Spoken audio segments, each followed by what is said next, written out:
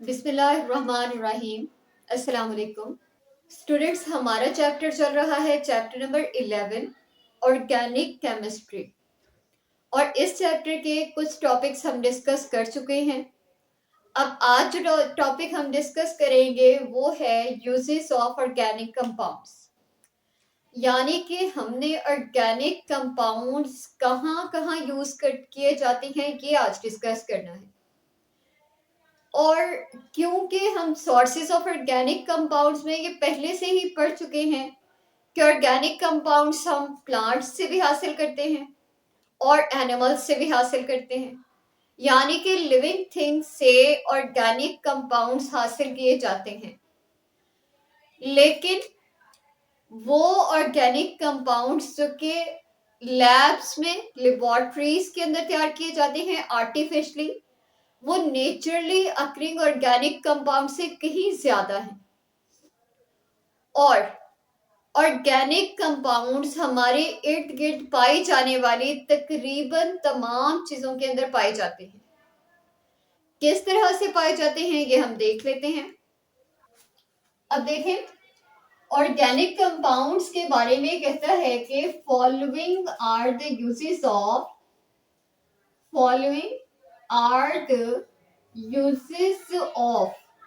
मंदरजा झेल इस्तेमालात हैं किस चीज के, ऑफ ऑर्गेनिक कंपाउंड्स, यानी ऑर्गेनिक कंपाउंड्स के दर्ज झेल इस्तेमालात हैं जो कि हम डिस्कस करेंगे।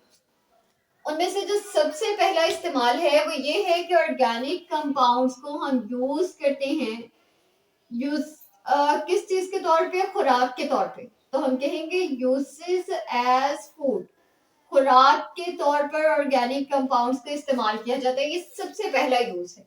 हम जो खुराक खाते हैं, द फूड वी ईट, कहते हैं कि वो खुराक जो हम खाते हैं, द फूड वी ईट, वो खुराक जो हम खाते हैं उसमें क्या क्या शामिल होते हैं।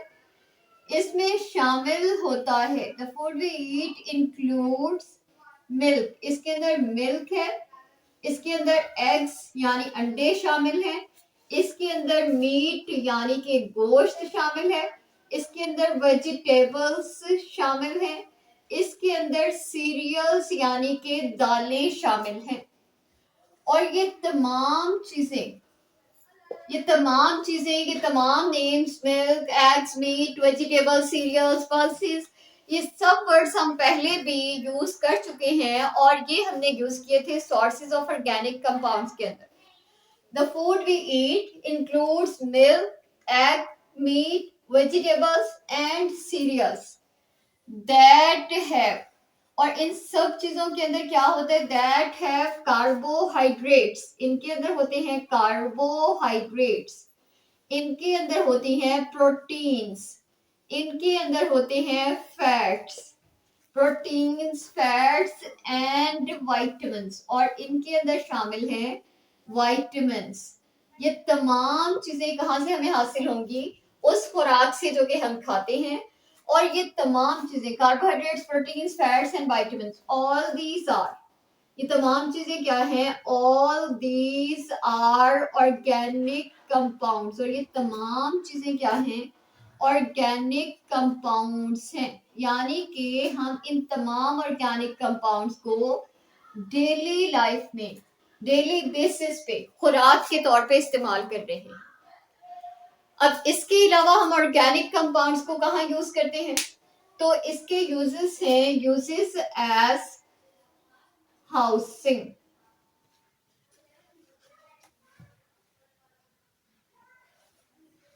यूजेस एज हाउसेस, यानी इसको हम घरों को बनाने के लिए इस्तेमाल करते हैं। अब इस बात से क्या मुराद है, इस बात से मुराद ये है कि ऑर्गेनिक कंपाउंड्स को जब हम घर बनाते हैं तो वहां पर भी इस्तेमाल किया जाता है। कैसे इस्तेमाल किया जाता है, कहते हैं कि वुड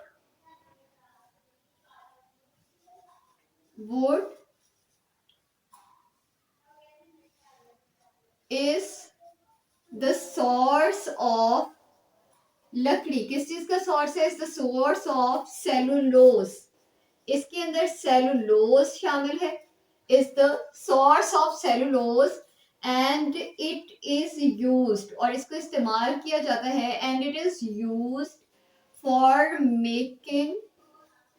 मेकिंग फर्नीचर, इसको हम फर्नीचर बनाने के लिए भी इस्तेमाल करते हैं, एंड हाउसेस, और घर बनाने के लिए भी इस्तेमाल किया जाता है। यानी कि लकड़ी जिसके अंदर की क्या चीज है, सेलुलोज है, उसको हम घर बनाने और फर्नीचर बनाने के लिए इस्तेमाल करते हैं। और जो सेलुलोज है ये क्या चीज है, cellulose is an organic compound, cellulose खुद इटसेल्फ एक ऑर्गेनिक कंपाउंड है। तो एक्चुअली हम ऑर्गेनिक कंपाउंड को ही इस्तेमाल कर रहे हैं क्या बनाने के लिए, हाउसेस और फर्नीचर बनाने के लिए। तो आप में लिख दें कि cellulose is an organic compound, cellulose क्या चीज है, इज एन ऑर्गेनिक कंपाउंड, एक ऑर्गेनिक कंपाउंड है। तो हम ये कह सकते हैं कि हम क्या इस्तेमाल कर रहे हैं, ऑर्गेनिक कंपाउंड को इस्तेमाल कर रहे हैं किस काम के लिए, हाउसेस बनाने के लिए। अब नेक्स्ट जो हमने यूज डिस्कस करना है वो है यूजेस एज क्लॉथिंग, ये यूजेस एज क्लॉथ्स, हम कपड़ों के तौर पे इसको कैसे इस्तेमाल करते हैं। तो कहते हैं कि सिंथेटिक फाइबर, हमें पता है कि जो हमारे कपड़े हैं वो किस चीज से बनते हैं, फाइबर यानी धागे से बनते हैं। और धागे की भी दो टाइप्स हैं, उनमें से एक को हम सिंथेटिक फाइबर कहते हैं और दूसरे को हम नेचुरल फाइबर कहते हैं। तो कहते हैं कि सिंथेटिक फाइबर जो कि किस चीज पर शामिल है, दैट इज नायलॉन, जिसमें नायलॉन शामिल है। नायलॉन के अलावा इसमें डेक्रोन शामिल है, डेक्रोन, और इसके अलावा इसके अंदर शामिल है एक्राइलिक। कहते हैं कि सिंथेटिक फाइबर जो कि कितनी टाइप्स का है, 3 टाइप्स का है, एंड नेचुरल फाइबर, और सिंथेटिक फाइबर के अलावा कौन सी चीज, नेचुरल फाइबर। और नेचुरल फाइबर में क्या क्या चीजें आ जाएंगी, नेचुरल फाइबर में आ जाएगा कॉटन, इसके अलावा आ जाएगा सिल्क, इसके अलावा आ जाएगा वूल। तो ये जो दोनों टाइप्स हैं फाइबर की, synthetic and natural fibre, that are organic compounds, ये दोनों क्या चीजें हैं, are organic compounds are used, इनको इस्तेमाल किया जाता है, आर यूज्ड फॉर मेकिंग, इनको क्या बनाने के लिए इस्तेमाल किया जाता है, फॉर मेकिंग क्लॉथ्स कह लें, कपड़े बनाने के लिए, या फिर फैब्रिक कह लें, फैब्रिक भी कपड़ा है, यानी कपड़ा बनाने के लिए इसको इस्तेमाल किया जाता है। और ये तमाम खुद क्या है, ऑर्गेनिक कंपाउंड्स है। यहाँ से आपको एमसीक्यू पूछा जाता है, और एमसीक्यू पूछा जाता है सिंथेटिक फाइबर से रेलेवेंट, यानी वो आपसे पूछेगा, कोई 4 ऑप्शंस देगा आपको और पूछेगा कि इनमें से सिंथेटिक फाइबर कौन सा है। तो या तो वो नायलॉन को अंदर शामिल करेगा, या डेक्रोन को, या फिर एक्राइलिक को। तो आपने ये याद रखना है कि ये तीनों क्या चीज है, ये तीनों सिंथेटिक फाइबर की टाइप्स हैं, जबकि नेचुरल फाइबर्स की भी 3 ही टाइप्स हैं। और वो तीनों कौन कौन सी हैं, वो तीनों है कॉटन, सिल्क एंड वूल। ठीक है, अब अगर हम नेक्स्ट यानी कि 4th यूज डिस्कस करें किस चीज का, ऑर्गेनिक कंपाउंड्स का, ऑर्गेनिक कंपाउंड्स का 4th यूज हम डिस्कस कर रहे हैं। और वो कहता है कि इसके अलावा ऑर्गेनिक कंपाउंड्स को इस्तेमाल किया जाता है यूजेस एज फ्यूल, इनको फ्यूल्स के तौर पर भी इस्तेमाल किया जाता है। अब इसकी एक्सप्लेनेशन में हम क्या लिखेंगे, तो हम कहेंगे fuels that are used in, fuels that are used, जिनको इस्तेमाल किया जाता है, वो fuels जिनको हम इस्तेमाल करते हैं, that are used in, कहाँ पर इस्तेमाल करते हैं, in automobiles and domestically, और जिनको हम अपने घरों में इस्तेमाल करते हैं, and domestically are, ये कौन कौन सी चीजों पर मुश्तमिल है, एंड डोमेस्टिकली आर, क्या क्या चीजें हैं, पेट्रोलियम है, इसमें पेट्रोल को हम यूज करते हैं, इसके अलावा कोल है, इसमें कोयले का इस्तेमाल होता है, और थर्ड चीज जो है वो है नेचुरल गैस। ये तमाम चीजें यानी कि fuels that are used in automobiles and domestically are organic compounds. ये तमाम क्या चीजें हैं, ये तमाम ही असल में ऑर्गेनिक कंपाउंड्स हैं। ये तमाम ऑर्गेनिक कंपाउंड्स हैं। तो समझ में क्या आया कि ऑर्गेनिक कंपाउंड्स का एक और यूज ये है कि उसको हम फ्यूल्स के तौर पे, जिनको हम फ्यूल्स फॉसिल फ्यूल्स कहते हैं, उसके तौर पे इस्तेमाल करते हैं। अब इसके अलावा जो हम फिफ्थ इसका यूज डिस्कस करेंगे ऑर्गेनिक कंपाउंड्स का, वो है यूजेस एज मेडिसिन। कहते हैं ऑर्गेनिक कंपाउंड्स को मेडिसिन के तौर पर भी इस्तेमाल किया जाता है। ऑर्गेनिक कंपाउंड्स को हम मेडिसिन के तौर पे भी इस्तेमाल करते हैं। अब देखिए आपको इस बात का तो पता ही है कि अभी कुछ टाइम अगर हम पीछे चले जाएं, पास्ट में चले जाएं, तो तब ना इतना रिवाज नहीं था डॉक्टर के यहाँ जाने का, बल्कि क्या होता था कि हकीम होते थे और हकीमों के पास मुख्तलिफ किस्म की जड़ी बूटियां होती थी। और अगर आप में से किसी ने जोधा अकबर वाला ड्रामा देखा हुआ है, तो वो जोधा अकबर के ड्रामे में क्या होता था कि उनके पास कुछ जड़ी बूटियां वो लेके आते थे। क्या फला पहाड़ी पे लगा हुआ काला फूल ले आए, फलाना फूल ले आए, और उन फूलों को लाकर वो क्या करते थे, क्रश करते थे, उसको पीस लेते थे। पीसने के बाद चम्मच में डाल के वो बादशाह सलामत के नाक के करीब करते थे और बादशाह सलामत उसको सूंघ के उठ खड़े होते थे। यानी कि पिछले जमाने में ज्यादातर जो इलाज किया जाता था वो किया जाता था जड़ी बूटियों से, मुख्तलिफ प्लांट्स से। अब उस तरह का उतना रिवाज तो नहीं रहा, लेकिन ये है कि अब उन प्लांट्स से ऑर्गेनिक कंपाउंड्स को एक्सट्रैक्ट किया जाता है और फिर उन ऑर्गेनिक कंपाउंड्स को मेडिसिन बनाने के लिए इस्तेमाल कर दिया जाता है। तो यही वो कह रहे हैं, कहते हैं कि हम ऑर्गेनिक कंपाउंड्स को मेडिसिन के तौर पर भी इस्तेमाल करते हैं। हम कहेंगे अ लार्ज नंबर ऑफ, एक बड़ी तादाद, अ लार्ज नंबर ऑफ किस चीज की बड़ी तादाद, of organic compounds, organic compounds की एक बड़ी तादाद इज यूज्ड एज, इसको हम इस्तेमाल करते हैं, इज यूज्ड एज, इस्तेमाल की जाती है। किस तरह से इस्तेमाल की जाती है, एज मेडिसिन्स, मेडिसिन के तौर पे एक बड़ा नंबर है ऑर्गेनिक कंपाउंड्स का जिसको हम इस्तेमाल करते हैं। और उनमें से एक वो मेडिसिन जिसको हम लाइफ सेविंग मेडिसिन कहते हैं, life saving medicine, life saving medicine such as, कहते हैं कि मिसाल के तौर पे कौन सी मेडिसिन है, सच एज एंटीबायोटिक्स, एंटीबायोटिक्स के तौर पे हम ऑर्गेनिक कंपाउंड्स को इस्तेमाल करते हैं। अब एंटीबायोटिक्स क्या होती है, तो एंटीबायोटिक्स की डेफिनेशन है ड्रग्स दैट आर यूज्ड, ये वो ड्रग्स हैं दैट आर यूज्ड, जिनको इस्तेमाल किया जाता है टू किल बैक्टीरिया, बैक्टीरिया को किल करने के लिए, to kill bacteria.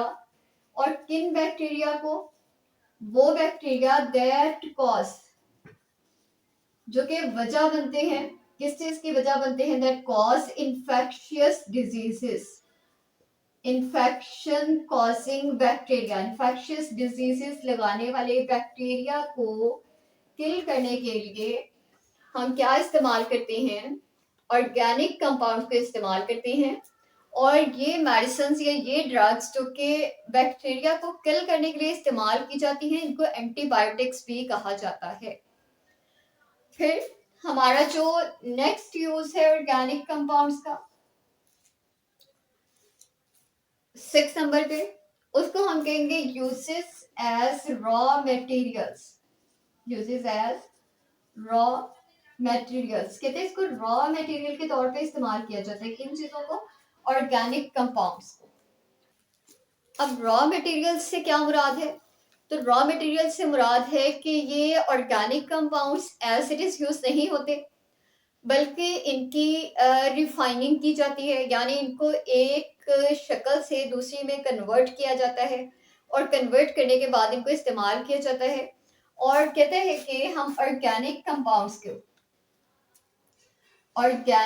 Compounds are used, organic compounds को इस्तेमाल करते हैं किस चीज के लिए, are use to prepare, to make, to prepare लिख लें या मेक लिख लें। टू प्रिपेयर क्या चीजें बनाने के लिए इस्तेमाल होता है, ये इस्तेमाल होता है are use to prepare rubber, paints, dyes, paints, dyes, varnishes, varnishes वगैरह बनाने में इस्तेमाल किया जाता है। और रॉ मटेरियल्स के तौर पे ऑर्गेनिक कंपाउंड्स का इस्तेमाल करते हैं। और किन चीजों के रॉ मटेरियल, रबर के, पेंट्स के, वार्निशेस के या फिर डाइस के, यानी इन ऑर्गेनिक कंपाउंड से ये तमाम चीजें बनाई जाती हैं। और अगर हम एनालाइज करें कि जो चीजें हमने पढ़ी हैं, देखिए हमने ये तमाम चीजें, पेपर जो आप कागज इस्तेमाल करती हैं, एंड पेपर लिख लें, जो हम कागज इस्तेमाल करते हैं वो भी बनाने के लिए हम ऑर्गेनिक कंपाउंड्स को यूज करते हैं। सेलुलोज होता है पेपर में और वो एक ऑर्गेनिक कंपाउंड है। तो कहते हैं कि अगर हम अपने इर्द गिर्द देखें तो हम रबर का इस्तेमाल करते हैं, पेंट्स का, डाइस का, पेपर का, ये तमाम क्या चीजें, ये ऑर्गेनिक कंपाउंड्स। अगर हम में से कोई बंदा बीमार हो गया, किसी किसी भी डिजीज में, किसी भी बीमारी में मुब्तला है, तो उसको मेडिसिन दी जाती हैं। और मेडिसिन खुद भी क्या है, ऑर्गेनिक कंपाउंड्स हैं। अगर हम फ्यूल के तौर पे देखें कि हम ट्रैवल करते हैं, तो ट्रैवल करने के लिए हमें गाड़ियां इस्तेमाल करनी पड़ती हैं और उन गाड़ियों के अंदर हम पेट्रोल डालते हैं, डीजल डालते हैं, नेचुरल गैस, सीएनजी वगैरह डालते हैं। तो वो तमाम चीजें भी क्या हैं, ऑर्गेनिक कंपाउंड्स। यानी कि हमारी लाइफ के अंदर हम जहां मर्जी नजर दौड़ा लें, ऑर्गेनिक कंपाउंड्स को किसी ना किसी तरीके से हम इस्तेमाल कर रहे हैं। और इस तरफ आ जाएं तो कहते हैं कि हम ऑर्गेनिक कंपाउंड्स को खुराक के तौर पे इस्तेमाल करते हैं। हम जो खाना खाते हैं उसके अंदर क्या चीजें हैं, ऑर्गेनिक कंपाउंड्स हैं। या फिर हम अपने घर बनाते हैं, लकड़ी से जो चीजें बनेगी, लकड़ी के अंदर सेलुलोज है जो कि एक ऑर्गेनिक कंपाउंड है, तो हम ऑर्गेनिक कंपाउंड को घर बनाने के लिए इस्तेमाल करें। अब क्लॉथ, जो कपड़े हमने पहने हुए हैं, ये कपड़े भी हमारे ऑर्गेनिक कंपाउंड से बने हुए हैं, इनको हम पहन रहे हैं। तो यानी कि अगर हम अपनी लाइफ में जिस मर्जी फील्ड में नजर दौड़ाएं, हमें ऑर्गेनिक कंपाउंड्स के यूजेस मिलेंगे।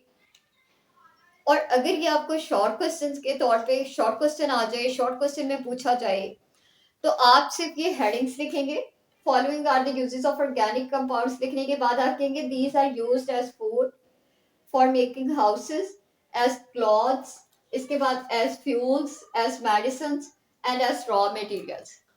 लेकिन अगर आपको ये लॉन्ग क्वेश्चन आता है तो फिर आप उसमें ये जो पूरा आपने लिखा है कंप्लीट टॉपिक, इसी को आप वहां पे लिख दें। आज का हमारा यही लेक्चर है। अल्लाह हाफिज।